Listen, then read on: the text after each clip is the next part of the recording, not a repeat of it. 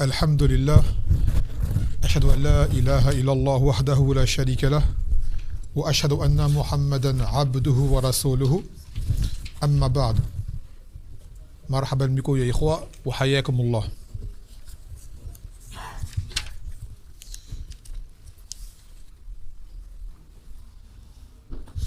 طيب سؤال من حضر المراسم؟ أنت؟ Non, toi, oui. Oui, toi. T'étais là la dernière fois. D'ailleurs, je te pose une question. L'auteur, rahimahullah ta'ala, dit dans ses vers de poésie qu'il a réuni différentes kawaïd, différentes règles. D'où les a-t-il rassemblées? Est-ce que tu te rappelles ce qu'on avait dit? D'où les a-t-il rassemblés? Si t'as oublié, il n'y a pas de problème. Les règles qu'il va citer dans son livre, qu'on va prendre, Inch'Allah, à partir d'aujourd'hui. Là, la dernière fois qu'on a pris les doulos précédents, c'était les Muqaddima, l'introduction, dans laquelle il présente, il fait les éloges d'Allah Azza wa Jal, différents points. Et là, à partir d'aujourd'hui, on va rentrer dans les règles. Et il dit que ces règles-là, il les a tirées de... D'où il les a prises? Comment il a... C'est quoi sa source? Tu te rappelles ou pas? Pas le titre du livre. Le livre cite al-Qawaid al-Fiqhiyya, les règles de fiqh. Ces règles, il cite d'où il les a prises. Tu te rappelles ou pas? Précisément. Ouais, voilà. Il a dit qu'il les a prises des koutoub des savants. Il y a des règles qui étaient dispersées dans différents ouvrages. Il a tout réuni ensemble pour faciliter l'apprentissage. Ahsant. Donc, alhamdulillah, كملنا مقدمة هذا الكتاب ومن اليوم ندخل في الموضوع. On a fini la muqaddima du livre et à partir d'aujourd'hui, Inch'Allah, on va entrer dans le vif du sujet, qui sont ces règles, qui sont al-qawaid al-fiqhiyya. Donc qawaid, c'est le pluriel de qa'ida. Qa'ida, fil lugha ma'na al-asas. Qa'ida à la base dans le sens littéraire, c'est linguistique, c'est une base, un fondement. Quand même, c'est une base, un fondement. Et le sharih,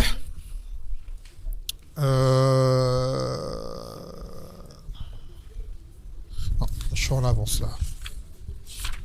Excusez-moi, je reviens à la page. طيب. Et istilahan, cette règle, ça a été nommé comme qadiyya kulliyya ou qadiyya aghrabiyya ou juz'iyya. C'est-à-dire, c'est, on va dire, une proposition universelle ou qui englobe la plupart des éléments. Qu'est-ce que cela veut dire? Ça veut dire qu'avec une règle, de celle-ci, tu vas déduire différentes questions. Avec une règle, plutôt qu'à chaque fois avoir à développer tel point, tel point, tel point et tel point, tel point, une règle va te réunir tout seul. C'est-à-dire avec une règle, tu vas comprendre ces points directement par toi-même. On avait dit que al-qa'ida, c'est l'assas. Assas, c'est le fondement d'une maison. Une maison, on ne peut comprendre sa fenêtre, on peut comprendre son toit, on peut comprendre sa porte, ses chambres, sa cuisine, tout ce qu'elle contient, si ce n'est pas ses fondations de base. Sans fondation, il n'y a pas de maison. Un architecte, avant de tout commencer, il commence par les fondations. Et de là, il peut savoir comment il place les autres choses. Et bien là, c'est pareil. Quand tu auras des règles, Inch'Allah, que tu les auras bien comprises, de ces règles-là, tu pourras comprendre beaucoup de questions qui, elles, sont individuelles. En gros. لقد ذكرنا في أول الكتاب أن القاعدة ليست دليلا بذاتها. La règle n'est pas un dalil en elle-même. La règle se base sur un dalil. D'accord? Une règle se base sur un dalil. Et de ce dalil-là, tu vas en déduire différentes questions. Donc là, on a pris le sens de qa'ida, qu'on va traduire par règle. Wal fiqhiyya, ça vient du mot du fiqh, comme vous le savez, qui est traduit en français par jurisprudence. Et le fiqh, fil lugha ma'na al-fahm. Le fiqh, ça a le sens de compréhension. Et en réalité, il y a une nuance. Mon cher qui était au Yémen s'appelle Fath al-Qadasi, il dit qu'en fait, le fiqh, huwa al-fahm ma'a al-nafa'. C'est une compréhension avec un profit. Car beaucoup de gens comprennent des choses, mais n'en tirent pas profit. Dans le Coran, elle a dit Afala takunu lahu qulubun yafqahuna biha. N'ont-ils pas des cœurs par lesquels ils raisonnent? Ça veut dire, il y a des gens, tu veux leur expliquer les choses, ils vont dire oui, j'ai compris. Mais cette compréhension ne servira à rien. Il n'en tire pas profit. Alors que le fiqh, tu vas comprendre quelque chose et cette chose-là va te servir. Donc c'est une différence entre le fahm et le fiqh. Les deux en français, on va dire compréhension. Mais en arabe, il y a une petite nuance entre les deux. Donc là, ce sont... Le fiqh, là, c'est le sens littéraire. Wa istilahi, le fiqh, c'est ma'rifat al-ahkam al-fi'liyah ou shar'iyah ma'a adillatiha al-tafsiliyah. C'est le fait de connaître les règles des rites, des actes en soi, avec leurs preuves détaillées. Par exemple, la dernière fois on a cité au début du livre, faire la salat, t'apprends à faire le takbir, ou mettre tes mains, le dua d'istiftar, quel dua tu fais pour commencer, après le fatiha, et ainsi de suite. C'est-à-dire chaque chose a un dalil et a un tafsil, une chose qui détaille. Donc le fiqh t'aide à comprendre chaque dalil pour chaque situation. Et là, ces règles de fiqh, c'est une règle en fait qui est à comprendre comme une chose globale qui englobe toutes ces questions détaillées. Donc comme on l'a dit au début, quand tu as une règle, Inch'Allah Ta'ala, que tu l'as comprise, et bien de toi-même, tu vas pouvoir en déduire beaucoup de choses. Inch'Allah Ta'ala. Donc là, on va commencer par la première qui est la base sur laquelle tous tes actes sont pris en considération ou pas. Taban, on a expliqué déjà, c'est le tawhid. Bila shak. Ça touche au domaine du cœur, à l'aqida. Maintenant, cette règle-là, c'est... on va lire d'abord le vers. يقول النية شرط لسائر العمل بها الصلاح والفساد للعمل. Il dit que l'intention est une condition pour tout acte. Par cette intention, ton acte sera soit valable, soit invalide. Donc tout commence déjà par ta niyya. Voyez. Et cette règle-là, elle sur un dalil qui est très connu. Innamal a'mal bin niyat. Il a dit le Nabi sallallahu alayhi wa sallam que les actes ne valent que par leur intention. فمن كانت نيته أو هي هجرته إلى الله ورسوله فهجرته إلى الله ورسوله ومن كانت هجرته للدنيا يصيبها امرأة ينكحها فهجرته إلى ما هاجر إليه. Il a dit par exemple l'exemple de la hijra. Il a dit celui dont la hijra, l'immigration, se fait pour Allah et son messager, sa hijra est comptée comme telle. Quant à celui qui fait une immigration pour un bien mondain ou pour une femme qui veut marier, par exemple, il veut partir en pays d'islam, mais parce qu'il a un projet financier là-bas ou il a une femme qui l'intéresse, il part pour ça. Et bien lui, son immigration est comptée comme telle. Toi, tu es parti pour la dunya, pour une femme. Tu n'es pas parti pour Allah et son messager.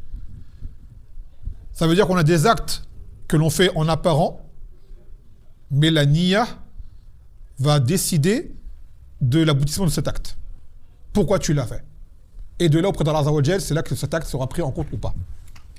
Donc cette niya, c'est une condition, l'une des deux conditions initiales pour l'acceptation d'un acte d'un musulman.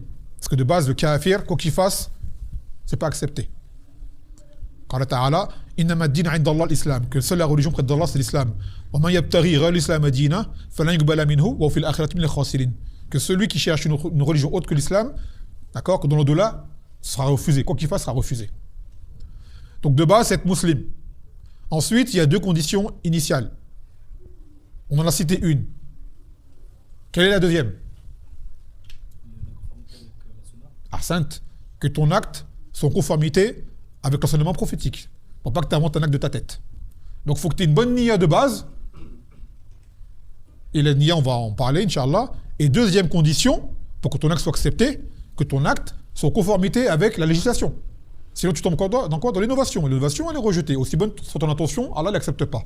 Quand le Nabi sallallahu alayhi wa sallam, man ahdatha fi amrina hadha ma laysa minhu fa warad. Celui qui innove dans notre religion, ce qui ne fait pas partie, cela est rejeté. Ou il a dit, man amila amalan laysa alayhi amruna fa warad. Celui qui fait un acte n'étant pas de notre enseignement, cela est rejeté. Donc quoi que tu fasses comme acte, que le Nabi sallallahu alayhi wa sallam n'a pas enseigné et que l'islam n'a pas amené, c'est rejeté. Même si tu dis j'avais une bonne niya, la niya ne suffit pas toute seule. La sincérité et le suivi de la religion. Sans quoi chacun il va dire moi j'aime la salat, le vol je vais faire 6 rakats parce que j'aime trop ça. Là, tu vas dire, moi, l'Isha, je vais faire 8 rakats, j'aime trop ça. C'est pas ton amour ou quoi. C'est le Shad a décidé que le Zohr, c'est 4 rakats. Tu rajoutes pas d'autres. Tu rajoutes une cinquième, ton Zohr, il est annulé. Tu rajoutes une rakat à ton Isha ou n'importe quelle salat, c'est annulé. Tu dis par exemple, j'aime le Siyam, je vais faire, مثلا, pour moi Ramadan, ça va être pendant Muharram, كذلك. Je vais faire un deuxième mois de Ramadan, mais pendant Muharram. On dit non. Tu as le droit de jeûner, mais tu te décrètes que là, ça va être ton Ramadan, tu déplaces à un autre mois, ça ne sera pas accepté. Ramadan, c'est pendant Ramadan. Parce que ça a été décrété par la religion. Taïb. Donc cette intention est une condition pour que ton acte soit valable. يقول المؤلف رحمه الله تعالى هذه القاعدة أنفع القواعد وأجلها تدخل في جميع أبواب العلم فصلاح الأعمال البدنية والمالية أعمال القلوب وأعمال الجوارح إنما هو بالنية. Donc il a dit c'est une règle qui est très importante et parmi les plus importantes des règles qui soient et qui rentre dans tous les domaines du ilm, même dans la dunya, ça peut rentrer. Donc que là, on va dire l'acceptation d'un acte corporel ou même financier que tu vas faire, ou des actes des cœurs, comme ta croyance, ce qui s'ensuit, et les actes des membres, cela ne se base d'abord que sur ton intention. وفساد هذه الأعمال بفساد النية, et que ces actes peuvent être refusés, invalides, à cause de ton intention, même si en apparence ils sont corrects.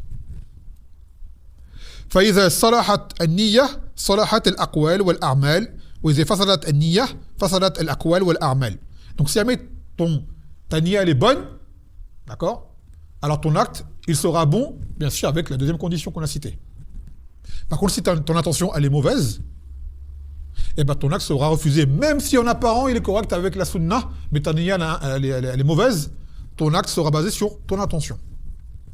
كما قال النبي صلى الله عليه وسلم إنما الأعمال بالنيات وإنما لكل امرئ ما نوى. Comme on l'a dit au début, que les actes ne valent que par les intentions et que chacun sera rétribué en fonction de son intention. طيب. Après il dit والنية لها مرتبتان. La niya elle est de deux niveaux. إحداهما تمييز العادة عن العبادة. Donc premier niveau, ta niya va te permettre de différencier des actes de dévotion, d'adoration, des actes communs, ordinaires de chaque jour. ذلك أن الصوم مثلا هو ترك الطعام والشراب ونحوهما ولكن تارة يتركه الإنسان عادة من غير نية التقرب إلى الله في هذا الترك تارة يكون عبادة فلا بد من التمييز بينهما.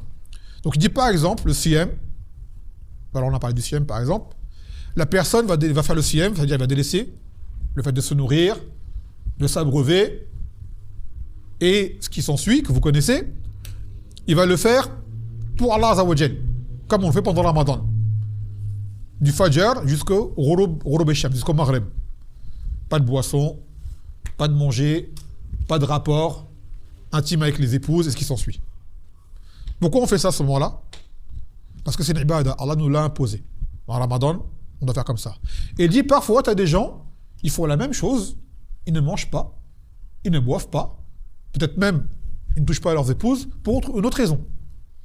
Est-ce qu'on va appeler cela siyam shari'i? On va dire non. Tu as fait un jeûne peut-être pour maigrir, tu as fait un jeûne parce que, je sais pas, ou peut-être tu n'avais pas faim, ou il n'y avait pas mangé à la maison, tu dis je ne vais pas manger, j'ai la flemme de sortir. Tu as différentes raisons. Alors, est-ce qu'on va dire que tu es sa'im à ce moment-là? Non, tu n'es pas sa'im, parce que ton intention n'est pas de faire un siyam shari'i. Juste, tu n'as pas mangé parce que tu veux perdre du poids. Tu as le droit, hein, mais ce n'est pas une adoration. D'accord? Tu n'as pas touché ta femme parce que, je ne sais pas, tu étais malade ou... On va pas dire que c'est par rapport au fait que tu mangeais pas, c'est ton intention. Tu n'as pas bu parce que, je ne sais pas, peut-être que tu étais malade ou...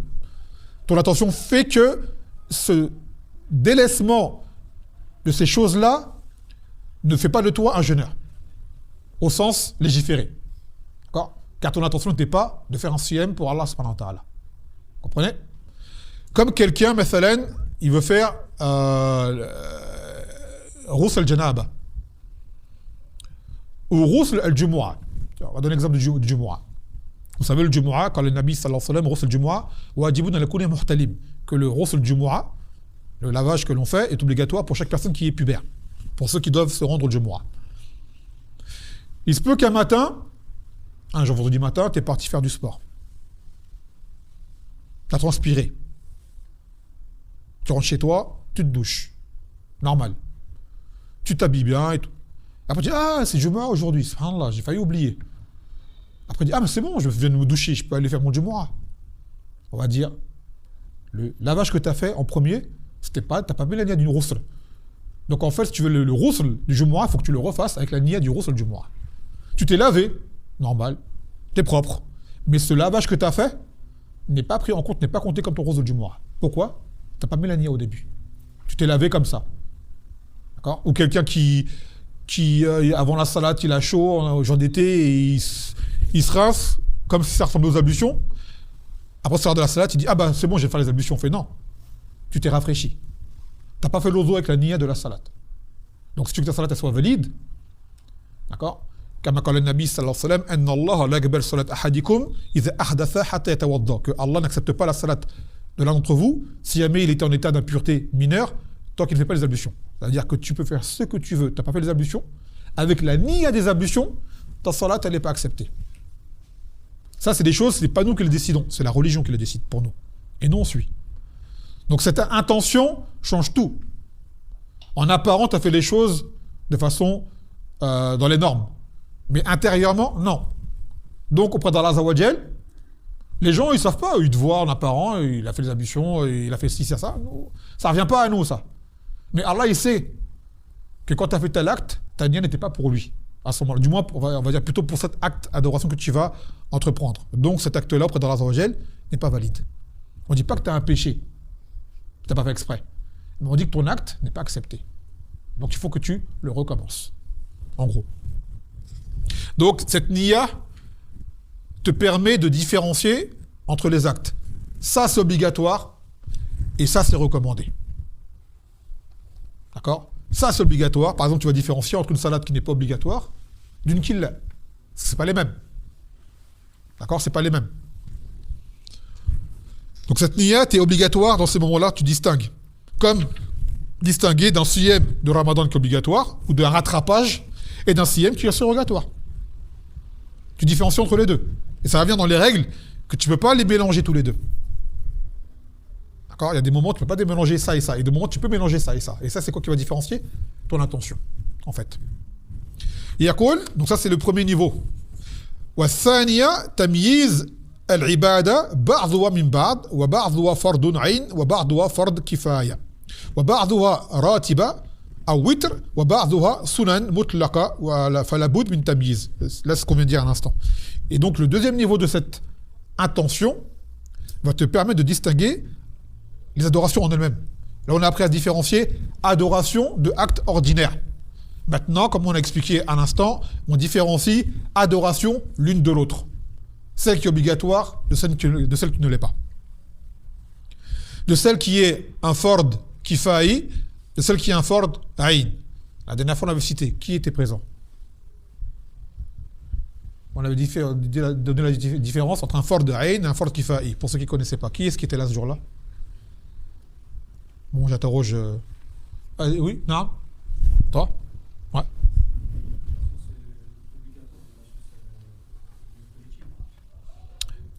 Il y a une petite confusion. Ce que tu dis rentre dedans, mais c'est pas ça la base. Non. Que si une partie d'entre nous s'en charge, et ben le reste n'est pas. Se charge de quoi? Se charge de cette science-là, et ben le reste n'est pas obligé de faire. T'as dit comme lui. Ce que tu dis rentre dedans, mais la chose elle est plus large que ça. Quand tu parles de ilm, là on parle de fard. Non. Si une partie de la communauté s'en charge, l'autre elle est dispensée, mais si aucune personne ne s'en charge, tout le monde est responsable. Je te pose la même question qu'au frère. Il se charge de quoi? Cette science. T'as dit comme lui. Tous les trois vous avez fait la même réponse. Vous êtes rentrés dans le même compartiment. Moi je veux le train entier, je veux pas le compartiment, je veux le train entier. Qui nous sont obligatoires. Hein? J'ai pas entendu? Qui nous sont obligatoires. Oui. Et les actes comme nous dit le frère. C'est-à-dire? Pour la Oumma. C'est-à-dire? T'as pas développé. Les actes qui sont obligatoires, par exemple, comme la salat. Ouais. et les actes qui nous sont aussi obligatoires, mais toute la Oumma n'est pas chargée. Par exemple, comme ça, la janaza. Je vois que tu l'as compris, mais tu ne l'as pas clarifié. Quelqu'un qui ne saurait pas, je pense qu'il t'écouterait, il dirait j'ai pas compris. Je sais ce que tu veux dire, tu as raison, mais tu l'as pas bien clarifié. Naam. La haine, c'est une obligation individuelle. Arsent. C'est une obligation communautaire. Barakallahu fik. C'est fard ayn, c'est une chose que chacun doit faire pour lui-même. Chacun doit le faire, homme comme femme. Dès que tu es mukallaf, c'est-à-dire tu as atteint le stade où la religion te devient obligatoire, tu es pubère et toutes les choses d'autres, telle chose est obligatoire à toi, comme la salat.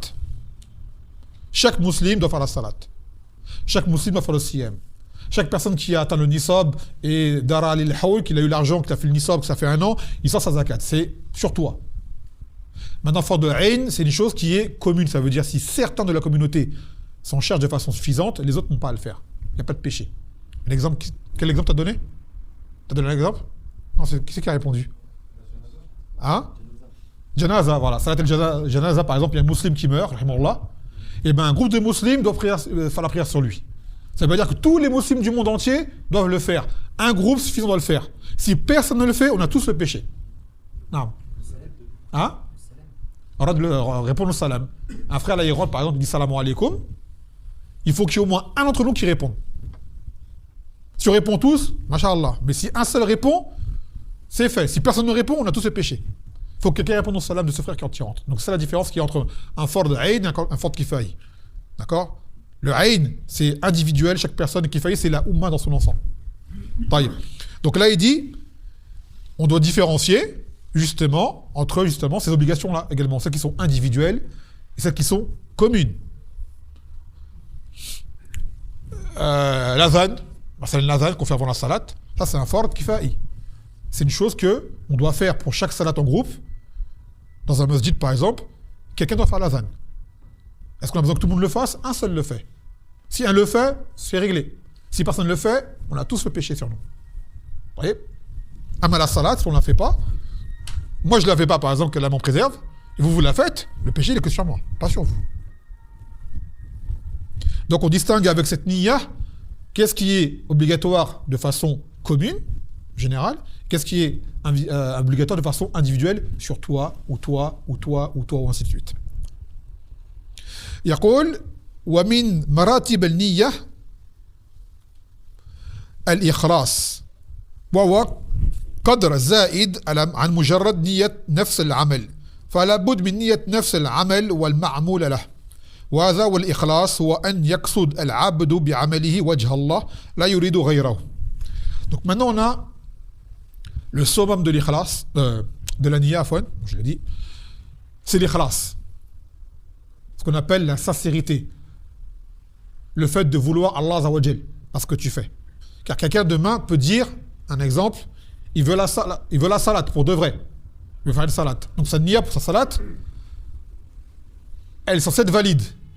Mais maintenant, peut-être que cette salat, il veut la faire pour autre que Allah. Donc là, il n'y a pas d'ikhlas. Là, il tombe dans quoi, ce moment-là? Hein? Dans Riya, ce qu'on appelle ostentation. Ce qui peut mener au shirk akbar. C'est-à-dire qu'il va faire une adoration, mais pour autre que Allah, qui est le plus grand des péchés. Donc le summum de la niya d'intention, c'est qu'en premier lieu, avant toute chose, quand tu fais une adoration, ton but c'est quoi? De la faire pour Allah Azza wa Jal. Et quand tu atteins ce niveau, cet apogée, et ben après tu as la niya pour l'acte que tu vas faire. Ils sont indissociables l'un de l'autre. Et pourtant, il y a une différence. Car des gens vont faire ce qu'on appelle une adoration, ils vont vouloir la faire pour de vrai, mais leur objectif ne sera pas de plaire à Allah Azza wa Jal. Comme dans le hadith qu'on a dit tout à l'heure, par rapport à la hijra, t'en as, ils font la hijra pour Allah et son messager. Lui, sa hijra, elle est comptée comme telle. Et t'en as, ils partent parce qu'ils ont une occasion de faire un commerce en pays d'islam, ou parce qu'ils ont une proposition de mariage avec une femme. Donc lui, il est parti, il a fait la hijra, ce qu'on appelle l'émigration, mais ce n'est pas celle qui est demandée, shanahan, parce qu'il n'est pas parti pour Allah et son messager. D'accord? Donc là, là-dessus, il n'a pas été mukhlis. Donc faire attention à ça. Donc ne jamais oublier quand on fait une adoration, en toute chose, que je n'ai créé les djinns et les hommes que pour qu'ils m'adorent. Donc toute adoration, elle doit être faite pour Allah Azza wa Jal. Et toute adoration qui n'est pas faite pour Allah, c'est du shirk. Et ça, c'est le pire des péchés. Pire que tuer, pire que violer, pire que vendre de la drogue, pire que les génocides. C'est le shirk. Après, le shirk, il a des degrés. Non. J'ai une question. Si, Question à la fin du ders. C'est mieux. Note là. Hein? Pareil, parce qu'après, il se peut qu'on s'éparpille. Inch'Allah. Note là, Inch'Allah, à la fin du ders, tu... Donc, il dit, tu dois mettre une niya pour l'acte, évidemment, et également une niya pour la raison pour laquelle, ou plutôt pour qui tu vas faire cet acte. Et cet acte, c'est pour Allah subhanahu wa ta'ala.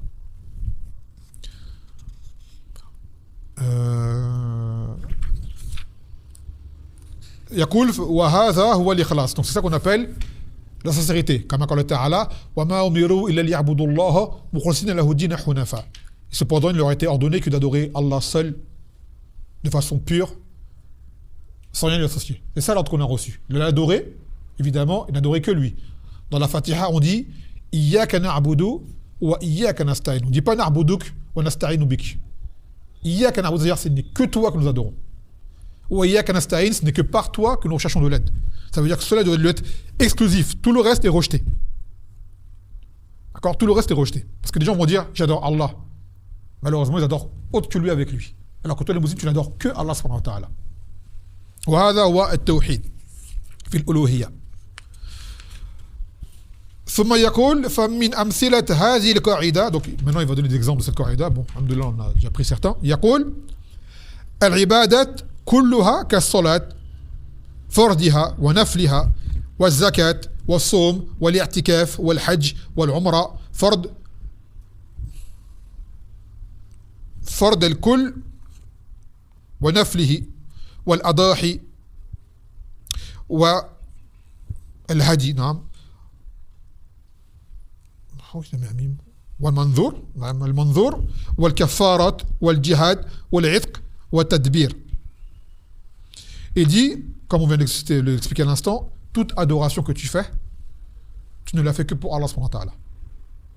Toute adoration, sous toutes ses formes, que ce soit des piliers de l'islam, que ce soit des obligations de l'islam, parce qu'il y a une différence entre les deux, que ce soit des actes recommandés, que ce soit des choses, même actes permis, mais tu veux en faire une adoration, il faut que ta niya ne soit que pour Allah subhanahu wa ta'ala. Mais attention, quand on vous dit ça, souvent les gens leur disent ça, ils rentrent dans le west-west. Dès qu'ils font un acte, ils commencent à être perturbés, c'est comme un niya. Il ne faut pas entrer dans le west-west non plus, tu vas te détruire. Quand Shaitan va jouer avec toi, tu vas commencer à faire un acte, et Shaitan va dire ah, pourquoi tu as fait l'acte? Là, tu vas commencer à trembler et être perturbé. Tu as des gens, ils restent dans le hammam à faire les ablutions pendant 1 heure. Ils ont le west-west. D'accord? Ça, c'est une maladie, le west-west. Shaitan, il joue avec toi avec ça. Ils vont faire des choses, la salat, il va leur recommencer 2 fois, 3 fois, 4 fois. Il dit, t'es pas sincère, il faut que je la recommence, t'es pas sincère. Ne rentre pas dans le west-west non plus. La base, c'est que toi, en tant que musulman, tu sais ce que tu fais et tu sais pourquoi tu le fais. D'accord? Cependant, quand des fois on fait des choses, on s'en rend compte qu'il y a un manque d'ikhlas, on a voulu par là peut-être de l'argent, on a voulu par là peut-être des éloges, on a voulu quelque chose autre, là, on fait attention. Là, on fait attention. Sans quoi, de base, quand tu fais les ablutions, tu sais que tu vas les faire pour la salade, pour Allah. C'est pas tu viens, tu fais le takbir, tu dis les ablutions, elles étaient pour qui là? Je recommence. Tu ressors. Là, c'est west-west. Et le west-west, c'est une maladie. Et sachez que des gens sont arrivés à se suicider à cause du west-west. Ça peut aller très très loin le west-west. D'ailleurs, là, dans ce livre-là, on prend des qawaïd qui vont t'aider à ne pas tomber dans le west-west. Inch'Allah ta'ala. يقول ويقال بل يسري هذا إلى السائر المباحات إذا نوى بها التقوي على طاعة الله أو التوصل إليها كالأكل والشرب والنوم والاكتساب المال والنكاح والوطء فيه وفي الأمة وإذا قصد به الإعفاف أو تحصيل الولد الصالح أو تكثير الأمة. Il dit, et même cette intention, tu peux la placer même dans les actes ordinaires. Quand tu es par cet acte-là, tu rapproches d'Allah subhanahu wa ta'ala. Par un acte ordinaire, tu peux en faire une adoration. Ce qui nous distingue, nous, les autres communautés, comme les Yahoud, Nasara, nous, l'adoration, elle n'est pas limitée forcément en un lieu, en un temps, à part certaines adorations. Certaines adorations, tu ne le fais qu'à l'endroit. Le Hajj, tu le fais que à Mecca. Tu ne fais pas ailleurs. La Umrah, tu la fais que à Mecca. La Salat, elle a un temps défini. Des actes définis. Bien que des fois, tu fais une salat qui n'est pas obligatoire, ailleurs, partout. Il a dit le Nabi sallallahu alayhi wa sallam, Jurelat li el-ard, masjida, tahura ou masjida, que toute la terre m'a été donnée comme lieu de purification et de salat. À part cimetière, à part lieu d'impureté, et à part, il manque un endroit encore où c'est interdit de faire la salat. Où ça, on l'a dit, ça, c'est le Makbara, le cimetière. Et ça rentre dedans une tombe qui soit même autre qu'un cimetière. C'est un lieu qui a été établi pour le shirk à la base. Par exemple, une construction, une mosquée qui a été faite soit pas avec sincérité au début, ou un lieu qui était. Ah, tu peux pas le savoir, ça. Où il y a eu, par exemple, un lieu qui était un lieu de culte, un endroit qui a été à la base construit pour autre que Allah. Voilà, je sais pas si toutes les adorations rentrent là-dedans. Parce que le hadith, il parle du zabh. Moi, je parle de la salat. Il y a un autre lieu où c'est interdit de faire la salat. De base. De toute façon. Un endroit qui a été construit pour. Ça, je l'ai dit. C'est-à-dire les toilettes ou tout lieu où il y a des impuretés. D'accord. Mais il y a un lieu, il y a un texte qui dit clairement cet endroit-là, tu fais pas la salat dedans. C'est où? Non, tu peux faire la salat dans le Canaïs. Non. Voilà, l'enclos des chameaux. Dans un enclos de chameaux, la salat, elle est interdite. Car le chameau était créé à partir de djinn, des shayatines. Non. Donc là, on a un texte qui dit précisément que la salat, tu ne la fais pas à cet endroit-là. D'accord. Bien que ce soit un lieu qui soit pur, et que la chamelle ou le chameau, le dromadaire, c'est un animal qui est pur. Le Nabi sallallahu alayhi wa sallam, il est monté dessus. Mais, dans son enclos à lui, tu ne fais pas salat. Sans quoi, toute la terre, en réalité, tu peux faire salat. Et ça, c'est une chose qui est, pour nous, qui est une ni'ma. Les Yahoud, c'est que dans le Bay'a, dans la synagogue. Les Nasara, c'est que à l'église. Nous, c'est partout. D'accord. Si l'heure de la salat vient, tu n'as pas de masjid, c'est l'heure de la salat, il va sortir le temps. Là où tu es, tu fais salat. Les gens te regardent, ils peuvent crier, offusquer. Tu fais ce que tu as à faire. D'accord. Fais-toi discret, bien sûr, mais fais ce que tu as à faire. Tu n'as pas à repousser la salat parce que les gens te regardent. Mais toi, arrange-toi à l'avance, anticipe le temps, bien sûr. Tu ne mets pas en situation embarrassante, d'accord, où tu as besoin de causer des problèmes. Tu anticipes toujours. Du moins, tu essaies d'anticiper autant que possible. Donc, il dit, chaque acte que tu vas faire parmi les actes communs, et tu veux faire une niya, tu veux placer cet acte-là, tu vas en faire un acte qui te rapproche d'Allah Azza wa Jal, tu mets une niya, ça en devient une adoration. Il dit, par exemple, tu manges pour prendre plus de force pour l'adoration. Ben, quand tu manges à ce moment-là, qu'est-ce que tu fais? Tu adores Allah Azza wa Jal. Tu dors. Parce que le lendemain, par exemple, nous, en islam, à la base, on est censé, je dis bien on est censé, dormir après l'Isha. Pourquoi? C'est quoi la cause? Pour avoir 8 heures de sommeil et être en bonne santé? Pour être prêt pour le Fajr. C'est une cause. D'accord? Donc en fait, en mettant une niya de te coucher tôt, pour le Fajr, eh ben, ce programme que tu as fait, c'est une adoration. C'est une adoration. Kazalik, on en parlait la dernière fois, quelqu'un qui travaille, a travaillé halal pour avoir un salaire, pour pouvoir nourrir sa famille. Adoration. Et ainsi de suite. Un exemple, là on en sort pendant le Ramadan. Bon, je ne sais pas si tout le monde a appliqué ça, mais c'est une chose que je vous recommande de faire pour ceux qui vont faire le tarawih. Lors de l'iftar, après le maghreb, ne te jette pas sur le plat. Mange du léger, histoire de rompre. D'accord? Mange quelque chose de léger, soupe, salade. Parce que si tu manges trop, après il y a tarawih. Tu ne vas pas tenir tarawih. Donc le fait d'avoir un groupe là, par exemple, qui est là, tu en as envie, tu dis non, après il y a tarawih, je ne mange pas. Tu as fait quoi à ce moment-là? Une adoration. Tu dis ce plat-là, là, je vais le manger après tarawih. Là, j'en ai envie. Si je veux, je le mange. Mais je préfère faire tarawih. Être en forme pour tarawih, pas être trop lourd.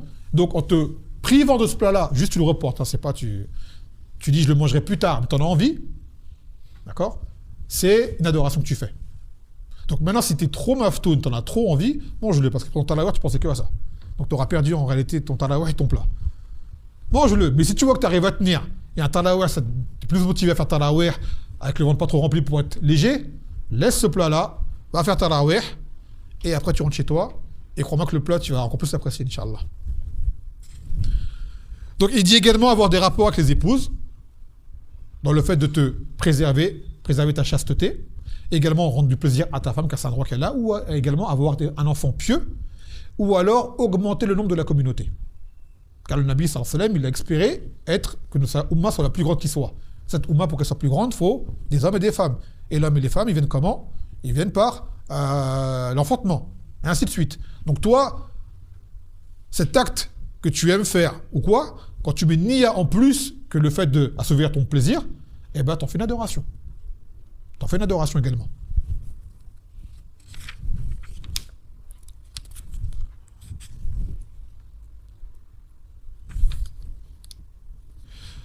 طيب يقول وهؤلاء معنى ينبغي التنبه له. Donc il dit maintenant il y a une chose qu'il faut prendre en évidence, qu'il faut bien assimiler. ذلك أن الذي يخاطب به العبد نوعان. Ce par quoi tu es interpellé dans la religion, dans l'adoration, sont de deux catégories. أمر مقصود فعله وأمر مقصود تركه.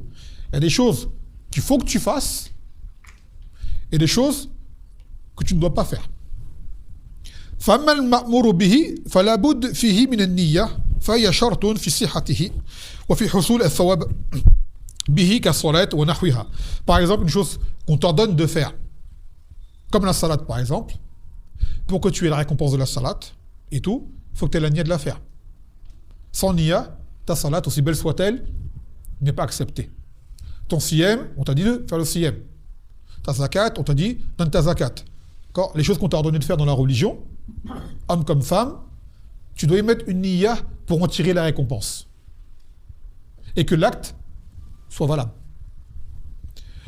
أما ما يقصد به تركه كإزالة النجاسة في الثوب والبدن وبقعة كأداء الديون الواجبة فأما براءة الذمة من النجاسة والديون فلا يشترط في لها النية فتبرأ الذمة ولو لم ينوي أما حصول الثواب عليها فلا بد فيه من نية التقرب إلى الله في هذا والله أعلم.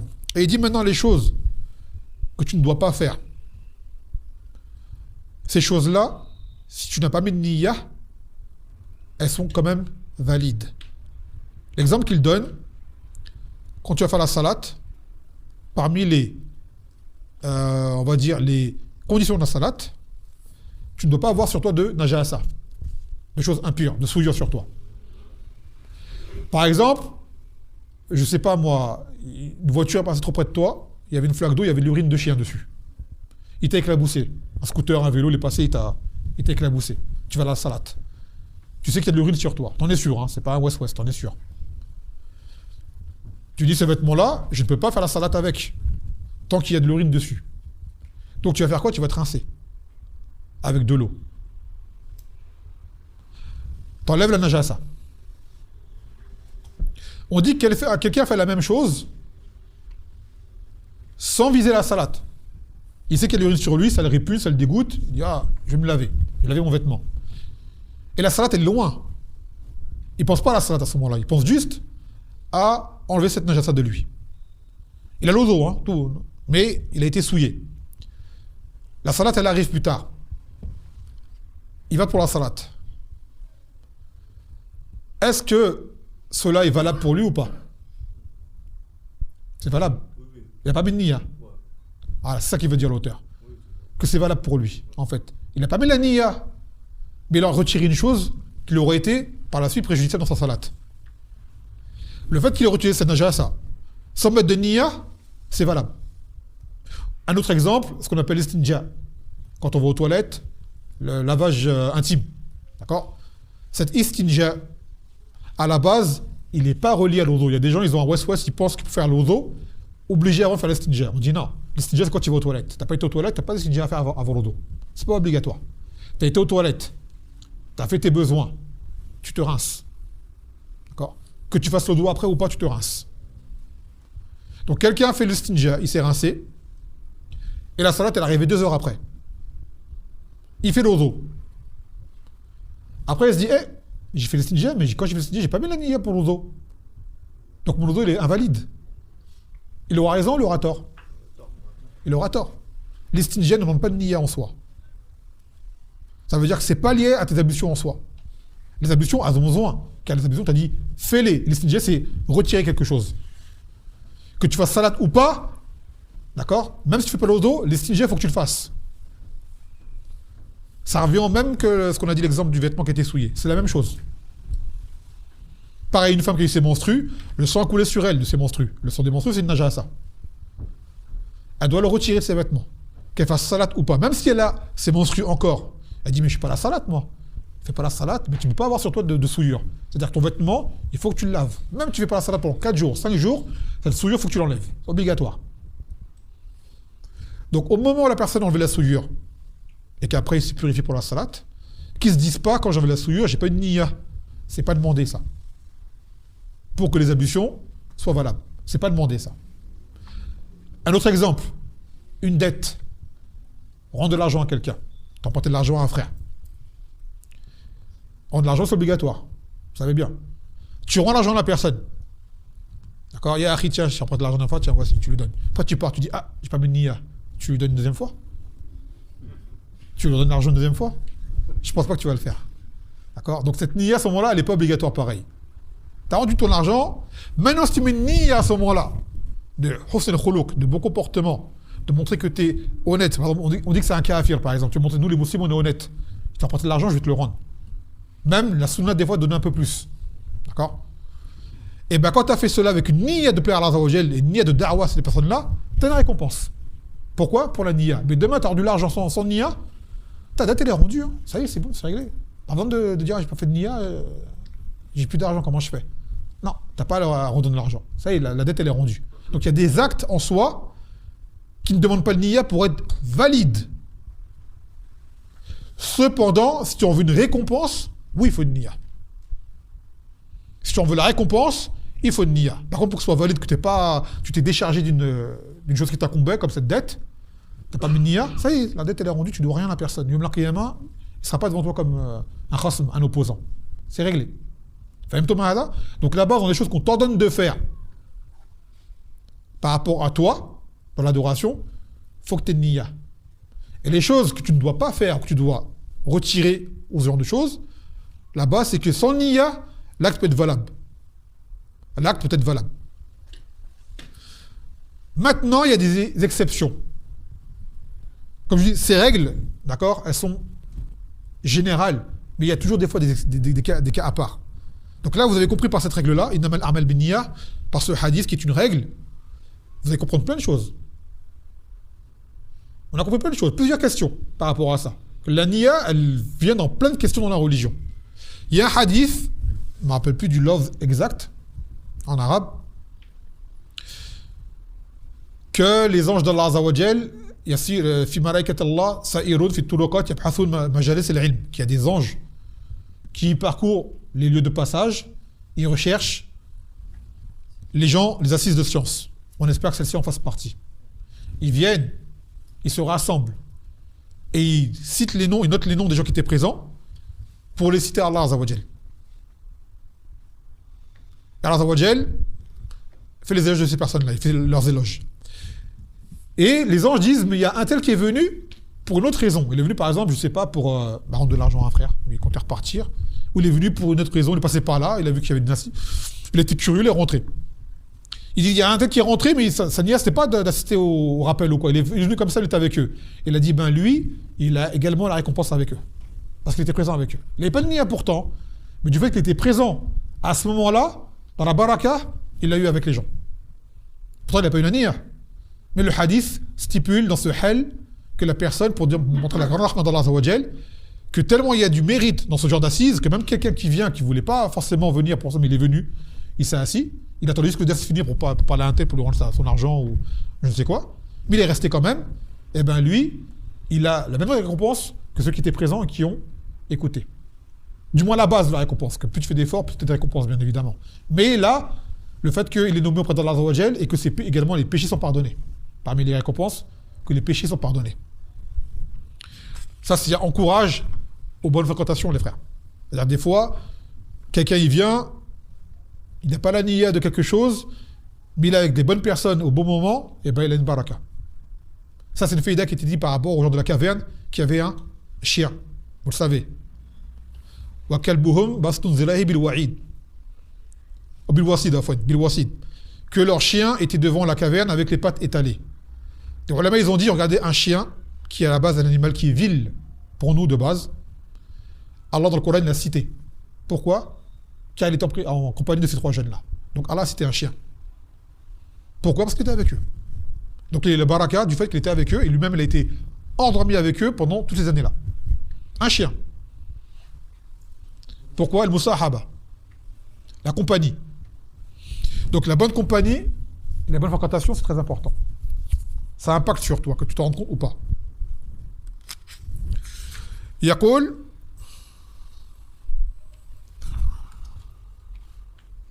je crois que en fait c'est fini. طيب, on va finir par une masala qui est importante. Al-niyya mahalluha al-qalb. La niyya, son emplacement, c'est où? C'est dans le cœur. Et des gens ont une compréhension erronée qui ont ce qu'on appelle le talaffuz bin niyya. La niyya, elle la prononce avant de faire un acte. Et ça, c'est une chose qui n'est pas légiférée. Car le Nabi sallallahu alayhi wa sallam ne l'a jamais fait. Les Sahaba ne l'ont jamais fait. D'ailleurs, c'est une parole de Cheikh l'Islam qui dit An-niyya mahalluha al-qalb bi-ittifaq al-ulama. فإن نوى بقلبه ولم يتكلم بلسانه أجزأته النية باتفاقهم. Donc il a dit la niyya, son emplacement c'est dans le cœur. Et cela par unanimité des savants. Donc celui qui met niyya dans son cœur et qui ne la prononce pas, cette niyya lui sera récompensée avec l'unanimité.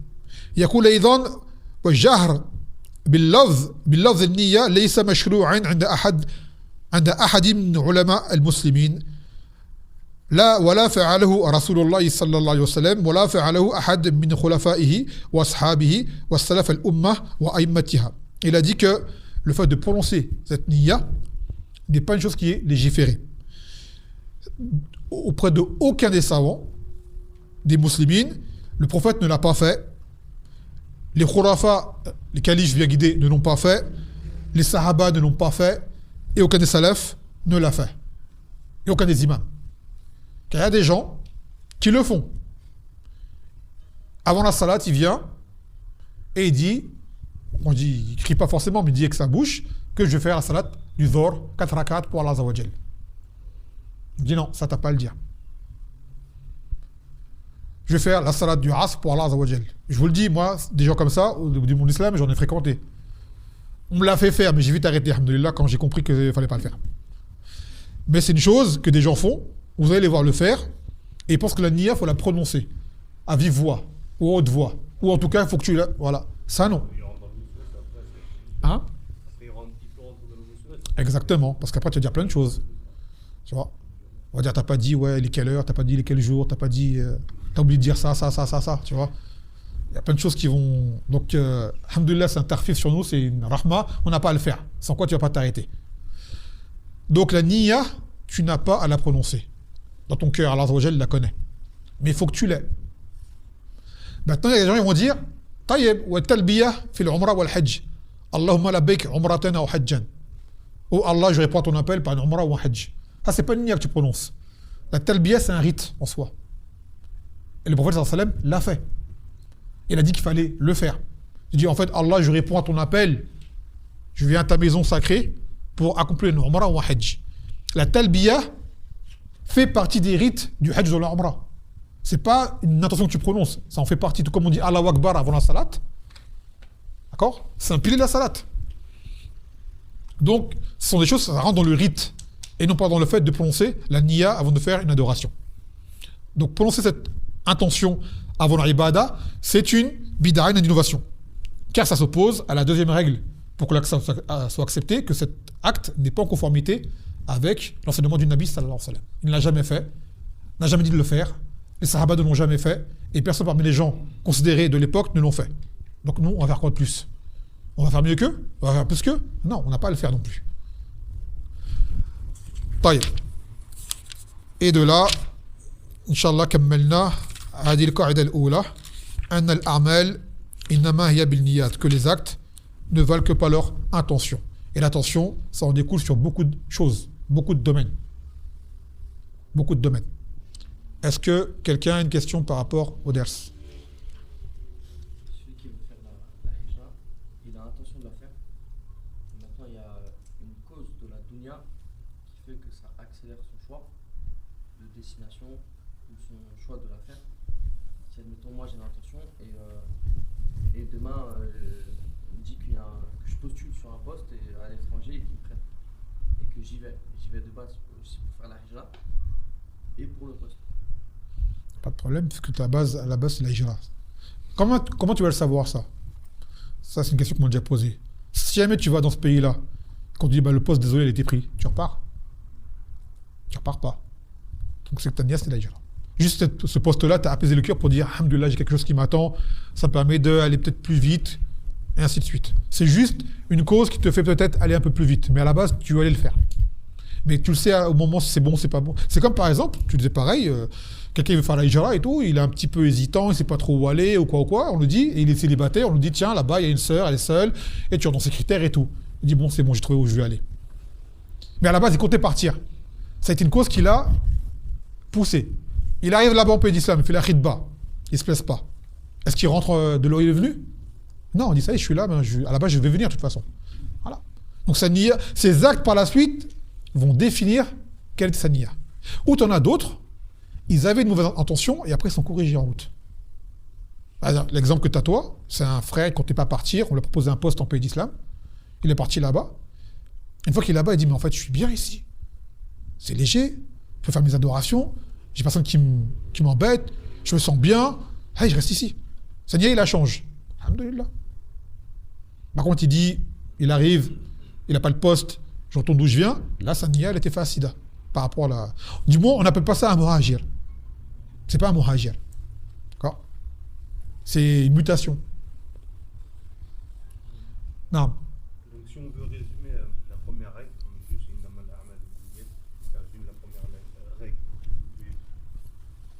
Innamal a'malu binniyat, c'est ce qui va résumer la première règle. Voilà. On peut la noter. Voilà, tout simplement. Donc c'est là que vous voyez que ce hadith, il est simple, il est court, il est concis, il est clair, et pourtant il englobe beaucoup de sens. Alors allez, comment ça? وهذا كلام من خصائص النبي صلى الله عليه وسلم أنه أعطي جوامع الكلام, qu'il est le kalam généreux, c'est-à-dire avec peu de mots, tu dis des choses qui ont beaucoup de sens. Avec un hadith, tu peux avoir beaucoup de fawaïd. Et ça, généralement, c'est quand tu as du ilm, tu arrives à les déduire.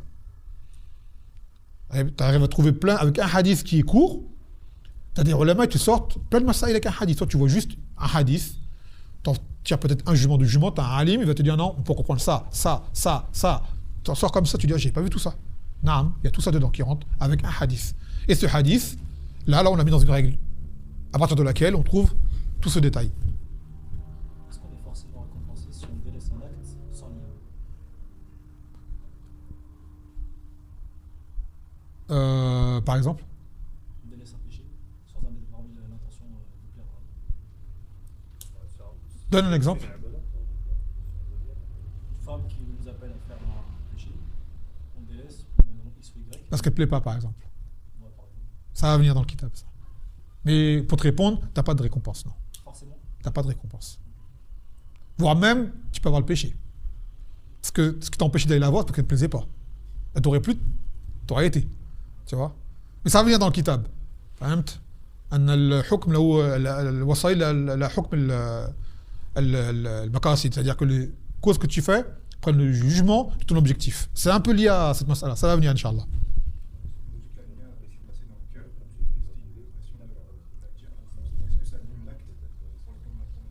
Pas forcément, non. Mais tu auras fait une bid'a à ce moment-là. Si ta niya est là pour l'acte de base il est valide. Mais c'est un truc en plus que tu as fait qui lui te coûtera justement d'avoir le péché de la bid'a avec. Non. Si on a une personne qui, avant de faire toute l'acte d'adoration, il met l'intention de faire la niya pour lui-même, dans le sens où Allah il va le récompenser, sous l'air de se dire que Allah n'a pas besoin de notre travail d'adoration, mais plus on fait des actes d'adoration pour lui-même. Est-ce que la niya est valide ou pas? C'est ça la base. Donc on ne fait pas spécialement pour Allah, mais On le fait pour Allah, mais on le fait pour Allah parce que ça nous sert à nous. si on part du principe du postulat, on se dit je vais faire par exemple la salade pour qu'Allah me récompense, c'est valide. Bien sûr, c'est ça qui est demandé. Tu fais la récompense pourquoi? Tu fais la salade pour que Allah Azza wa Jal l'accepte, te pardonne, te récompense, tout ce qui s'ensuit. Mais Allah Azza wa Jal, tes péchés ne lui nuisent en rien. Et ton bien ne lui apporte aucune richesse. Je me questionnais sur la distinction entre le fait de le faire pour Allah et de le faire pour soi. S'il y avait une distinction. Quand tu fais pour Allah, tu fais pour toi. Parce que c'est des soufis que c'est Ça va ensemble. Quand tu fais pour Allah, c'est que tu fais pour toi de base. Tu vois. Quand tu fais pour Allah, toute adoration à la base, in arsantum linfusikum. Si vous faites du bien, c'est que pour vous-même. Allah, il n'a pas besoin de nous. Mais quand on fait cela, c'est pourquoi? C'est qu'on veut qu'Allah nous pardonne pas nos péchés. Qu'il nous accorde quoi? Son paradis. Qui va entrer au Jannah? Nous. Donc c'est pour nous, à la base. Tu vois, c'est pour nous. Parce que c'est les soufis qui ont fait une distinction. Eux qui disent qu'on adore que pour. Que par amour pour Allah. Mais ça, c'est faux. Parce que les Anbiya, ils disaient à propos de Zacharia et de sa femme, ils nous invoquaient par peur et par convoitise. Tu vois, le Nabi, combien de fois il a fait de dua pour qu'Allah lui accorde le Jannah, ce genre de choses. Donc nous, oui, on veut le Jannah, on a peur du feu et on aime Allah, c'est un tout. Mais dire je adore Allah que par amour pour Allah seulement, le reste ne m'intéresse pas, on dit non, ça c'est pas la voie des prophètes, ça. Ouais, c'est des menteurs. Non. Est-ce que c'est possible de mettre la niya pour une longue durée, c'est-à-dire, par exemple, pour Ramadan, mais le premier jour, tu mets la niya pour Tout le mois? pour tout le mois. Est-ce que, pour l'exemple que tu as pris tout à l'heure, pour manger ou pour dormir, tu peux se dire, Inch'Allah, je mets la niya de dormir et d'être en forme pour adorer Allah toute ma vie. Ça, je ne pourrais pas te dire, mais pour ce qui est du siyam, les ulama disent qu'à la base, du simple fait que tu te lèves le matin pour prendre le sahur, tu t'es pas levé pourquoi? Donc la niya, elle était là. Enfin, j'ai dit, il ne faut pas qu'on s'ouvre la porte au west-west. Tu vois, ça, c'est une brèche qui t'amène au west-west. Et de base, tu te lèves le matin, tu prends ton sahur, tes dates, ton repas. C'est pourquoi? Parce que tu sais que tu vas jeûner. Donc la niya, elle est là, en fait, de base. Comme quand tu es au masjid, tu as fait les ablutions, tu dis, je suis venu pour la salade, pour Allah. Tu vois, si tu ouvres cette porte-là, tu peux devenir fou. Mais ce que tu dis, les ulama disent que tu mets la niya pour le monde entier, mais de base, la niya, tu vas l'avoir tous les jours, en réalité. On est d'accord que pour un acte d'adoration, on peut avoir plusieurs intentions, plusieurs niyyas. C'est-à-dire Je prends l'exemple des 6 jours de Shawwal. Mhm. Je fais le lundi, comme pour le prophète sallallahu alayhi wa sallam. Et en plus de ça, je rajoute aussi la niyya de faire. Ça va venir. Ça également, c'est là qui va venir. Que les actes de même nature peuvent s'accoupler certaines et certaines autres, non. Tu sauras quand tu peux mélanger et quand ne pas mélanger, Inch'Allah. Je te disais parce que sinon on va rentrer dans un nouveau ders, ça va venir. C'est une règle qui va venir également dans le kitab, Inch'Allah. Donc une personne qui met une double intention, c'est-à-dire que par exemple il y avait l'obligation du Hajj, c'était quelque chose qu'il n'avait pas accompli. Mhm.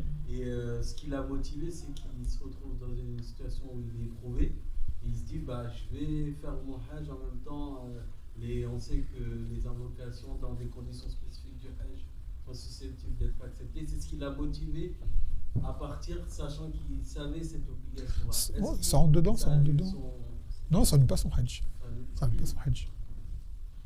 Ça rentre dans ce qu'on appelle dua al-ibada. L'invocation, il y a deux sortes. Tu as dua al-ibada ou dua al-mas'ala. Tu as le dua de la demande et le dua de l'adoration. Le dua de la demande, c'est demander. Quand on fait le dua, Allahumma rzuqni, Allahumma arhamni, tu demandes à Allah qu'il fasse miséricorde. C'est une demande directe. Et dua al-ibada, c'est une adoration que tu fais, mais chaque adoration, en vérité, c'est une demande que tu fais. Quand tu fais la salat, comme on disait tout à l'heure, c'est une demande de pardon. D'accord? Que Allah t'accorde son Jannah. Quand tu fais le Hajj, quand tu fais la Umrah, tout ce que tu fais, c'est une demande par tes gestes que tu demandes qu'Allah il accepte de toi, qu'il te pardonne. Donc ça rentre dans une demande, en fait. C'est-à-dire que tu te fasses ce détail ou pas, tu vas aller là-bas, par exemple, devant la Kaaba pour la regarder, faire les dua, ce genre de choses. C'est automatique, ça va avec. Donc il n'y a aucun mal par rapport à ça. Non. C'était pour clarifier par rapport à la niya, par rapport à la hijra. Une personne qui a fait hijra, qui est partie par exemple vivre dans un pays musulman, qui n'avait pas eu la niya, mais comme tu as dit, qui après elle est arrivée sur place, elle a apprécié, etc., le fait d'être dans un pays musulman. Elle n'aura pas. Alors Dieu ne lui inscrira pas son départ, son voyage, la récompense de la hijra. Si, bien sûr. Il n'aura peut-être pas la récompense lorsqu'il a entrepris le voyage, c'est-à-dire la fatigue et tout ça, mais une fois qu'il est arrivé, qu'il a mis la niya, si. Parce que tu as même des ulama aujourd'hui, ils le disent, comme nos machères au Yémen, quand ils voient les difficultés qu'il y a en cette époque, même Shah Mokbir le disait, il disait il y a tellement de complications aujourd'hui avec tout ce qui est papier, passeport, frontières, qu'il n'y avait pas avant à l'époque. Il a dit ce que je conseille à quelqu'un, c'est qu'il fasse el niya, yakhruj li talab al-ilm ou firar bid-din, qui sort avec une niya d'aller apprendre, ou qui a une niya de fuir avec sa religion. D'accord? Et une fois qu'il voit qu'il est murtah et qu'il est, on va dire, stable ou quoi, là, il me dit c'est bon, je reste, je suis muhajir. De crainte qu'il y ait quelque chose qui le ramène de là où ils viennent. Surtout dans cette époque, c'est très compliqué. Tu vois, c'est pas facile quand t'as pas un pays qui n'est pas ton pays d'origine, ce genre de choses. Des fois, tu peux être contraint à faire des choses malgré toi. Bon, moi, je suis d'avis que, en réalité, Allah Azza wa Jalla, c'est que tu es contraint, donc ta récompense, elle n'est pas coupée. Mais des fois, tu peux avoir une situation de gêne ou quoi. Donc, ils disent, à la base, pas avec une niya, talab al-ilm, par exemple. Je pars, je voyage pour aller apprendre la religion. Tu vas l'apprendre en pays d'islam, de toute façon, pas de walam, tu vois. Ou alors, tu as des problèmes, tu dis, je pars, je fuis que ma religion. Ça, c'est pas la hijra en soi. La hijra, c'est quand tu dis, je ne reviens plus. À part avec des conditions spécifiques. Tu vois. Et bien ça, ils te disent, cette niya, tu la mets une fois que tu vois que, en fait, tu n'as vraiment plus d'embûches, on va dire, évidentes devant toi. Faut pas tomber dans le West-West. Peut-être non. Une fois que tu es posé, tout va bien, ça y est, tu mets ta niya. Et t'en as, ils sont plus courageux. Dis-moi, d'emblée, je mets ma niya. C'est par rapport à la gravité de repartir une fois que t'es- Sans raison valable. Ouais. Quels sont les signes d'une bonne intention? Comment faire pour prendre une bonne intention? Que tu vois que ton acte, tu le fais bien. Et tu vois, on l'avait dit par exemple pour Ramadan, il faut rappeler, on l'avait dit au début du ders, Ramadan, un signe qui prouve que ton siyam a été accepté, c'est que tu sors de Ramadan le meilleur que tu y es rentré. Et tu es motivé à faire du meilleur. Ça, c'est la différence qu'il y a entre ce qu'on appelle at-tawbah ou al-inaba. La tawbah, toute inaba est une tawbah. C'est pas toute tawbah qui est une inaba. Tawbah, c'est le péché, je l'arrête, je le regrette, je ne recommence plus. Ça, c'est une tawbah. Et tu demandes pardon aux gens à qui t'as fait du mal. L'inaba, c'est le péché, j'arrête, je le regrette, je ne recommence plus, et je vais faire mieux à l'avenir. Je vais m'améliorer pour l'avenir. C'est un niveau supérieur. Parce que tu as des gens qui font tawbah d'un péché, mais ça ne s'améliore pas. D'accord? Il fait des choses qui étaient haram, il a arrêté de les faire, mais il est resté tel quel. Et t'en as, ils ont arrêté des choses, ils ont été de l'avant, ils sont améliorés. Ça, c'est l'inaba. Et donc, un acte bien fait, une bonne niya, ça aboutit souvent sur une inaba, en général. Tu le vois parce que tu vois que par la suite, tu perdures. C'est un tremplin, en fait, pour toi. Tu continues ton élan. Après, il y a des chutes, certes, mais tu repars, Inch'Allah ta'ala. Donc, quand tu vois un signe d'un acte qui est accepté ou que tu as une bonne niya, c'est que tu vois que tu perdures dessus et que tu arrives à rajouter, à t'améliorer, à t'élever. Bismillah ta'ala. Après, on a parlé du jeûne. Jeûner, par exemple, ce qui est en prison. Et du coup, je me questionnais sur le fait que si on met notre niya, par exemple, il n'y a rien à manger aujourd'hui dans la prison, on met notre niya, il n'y a rien à manger, et je vais jeûner pour Allah. Et je ne me suis pas levé, par exemple, peut-être pour ce jour. Je me suis juste levé pile pour Fajr.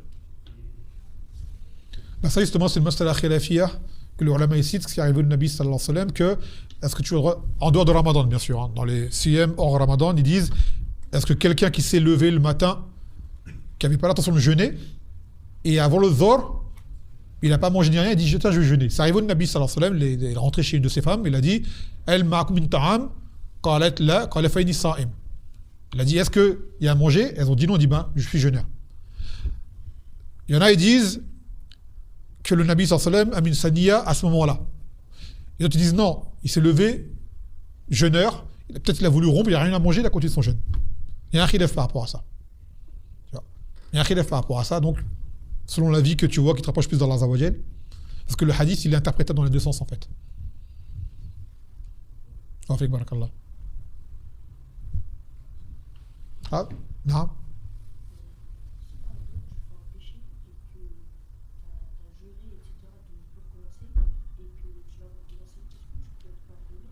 Bien sûr. Non, bien sûr. Bien sûr. Même si tu l'as refait. À partir du moment où tu as fait ce péché, tu as fait une tauba sincère et que tu retombes, ce que tu as fait avant, ça a été effacé. Sinon, on serait perdu. À qui ça n'arrive pas, ça? De faire un péché, dit Wallah, je ne recommence plus jamais, et tu recommences. Par contre, si jamais tu as juré de ne pas recommencer, à recommencer, il faut que tu fasses une expiation. Ah, c'est obligatoire. Si tu as juré, tu as dit, par exemple, tu faisais une chose, tu dis Wallah, je ne recommence plus cette chose-là, et tu retombes dedans. Le fait que tu aies juré par Allah, tu as fait que tu as pris un engagement auprès d'Allah Azza wa Jal, donc tu dois faire l'expiation. Mais on dit que tu n'as pas juré par Allah, tu as dit ce péché, je ne le ferai plus jamais, Inch'Allah. Et tu recommences, tu refais tauba. Même 1000 fois, ne désespère pas de la rahmat d'Allah Azza wa Jal. Il te pardonnera si tu es sincère. Ne te dis pas, je l'ai fait 1000 fois, ça y est, c'est fini. Non. Ya ibadi, ya ibadi lazina asrafu ala anfusihim, la taqnutu min rahmatillah, inna Allah yaghfiru dhunuba jami'a. Ô mes serviteurs qui avaient été injustes envers vous-même, ne désespérez pas de la rahmat d'Allah, que Allah il pardonne tous les péchés. tous les péchés. Sauf le shirk pour celui qui meurt dessus. Non. Exclusivement pour Allah, pour espérer la récompense de la paradis et s'écarter de châtiment de l'enfer. Ça représente 3 points. Est-ce que si on met une IA, est-ce que la IA devient invalide si on avoue pour un de ces 3 points de manière isolée? J'ai pas compris. Si par exemple demain je mets une IA juste pour avoir la récompense et que je n'inclus pas Allah, est-ce que ça invalide la IA? Tu peux pas. La récompense, qui est-ce qui lui donne la récompense? Ça va ensemble. Avec barakallah. Bon, نكتفي إن شاء الله بهذا القدر. سبحانك وبحمدك لا إله إلا أنت أستغفرك وأتوب إليك والسلام عليكم ورحمة الله وبركاته.